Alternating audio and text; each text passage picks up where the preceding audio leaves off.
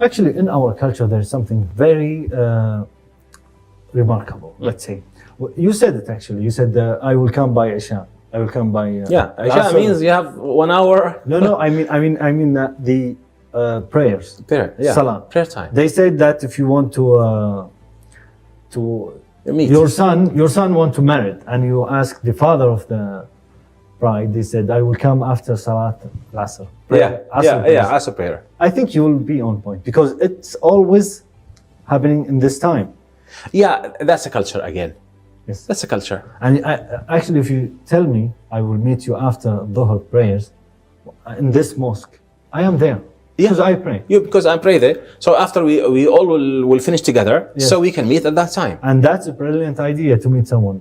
Exactly, in the mosque. But in the mosque, exactly. Yes. But if you tell me Al-Isha outside the mosque, you mean the timing? The timing is. The timing we have an hour. You have an hour. Which space, which slot I go to this in this hour? Yes. I need to know. Yes. And this is the culture. And you said something very important about our culture. We don't use the calendar. You mentioned that in the previous episode. Previous one. This not the something's culture. Brilliant. I will use it from now because actually I have a lot of things to do in the upcoming days. They are in my mind. Write them. Yeah. In the Arabic culture, even in the English culture as well, they say, "Don't say it, write it." Don't say it, write it. This is one of the techniques that you will tell us about. Yeah. So this is one of the techniques. What are the other?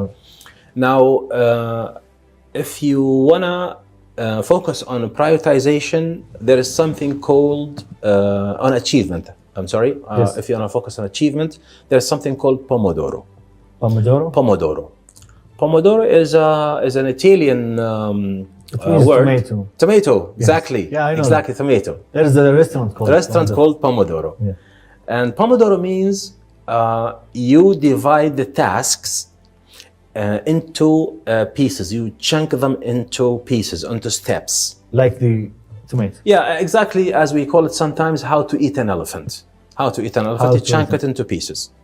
So chunking the task into pieces means you just you define the task first. Then you specify a certain time. Like in Pomodoro, they call it 20 to 25 minutes.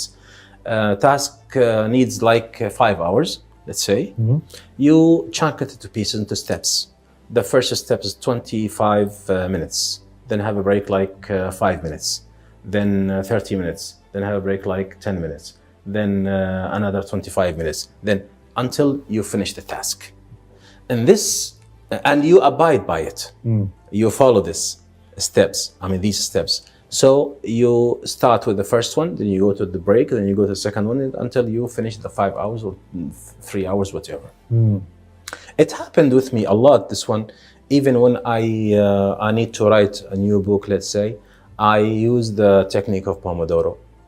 To finish my book, the chapters, for sure. I divide the book like, after I have used the Pomodoro technique, now I can produce one book a year. Before it was less. So this book, this is off subject, but I want to ask about writing the book. You have chapters. Yeah, you have chapters. Do you start from chapter 1 or can you start from any chapter? It depends on the topics. In some books you start with the last one. In some books you start with the middle. It depends on the topic. Your knowledge of the topic depends on the situations and researches and surveys you have in the topics of the books. Yes, because I admire the writers, how they write the books and they have managed the chapters to be in line. It depends, but you should have a plan. Again, you should have a plan. The chapters are there. You know where to start and you know where to end. Some adjustments will happen in the middle, no problem, but you still have a plan anyways. Yes. Sometimes even you change the whole title, but still you have a plan. Yes. You cannot. So I have used the Pomodoro and it worked with me. Is there another technique other than? Yeah, this is the Pomodoro. Now there is another technique by Brian Tracy, which is eat that frog. Eat that frog. Very interesting. Yeah, this means if you have a task that is too difficult and you are suffering because of that, you're thinking a lot and overthinking about the task and you want to finish it, and you have a problem with this task. So Brian Tracy, he said, start with it in the morning. the thing that you are afraid of, start with it. That's the meaning of eat that frog. Because the frog is the thing that you're something afraid. too bad to eat. Yeah, so that task is too difficult to finish. So start from You the start, difficult. and early in the morning you start with it. What is the wisdom? The point here is when you start with the difficult and you do it, then the easy things will be so... They will follow. Yeah, they will follow for sure. Actually, eat that frog. It's really interesting. Yeah, eat that frog. Yes. That's the meaning. Even we have in our culture here, by the way, this one. Yeah.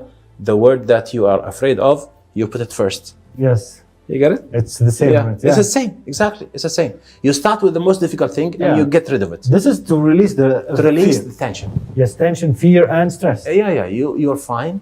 So you can handle anything later on. Anything happens. You know, if you have faced the most difficult one. Yes. You can face anything. Actually, these are in coaching, life coaches we saw online. They talk about these things that start, don't be afraid.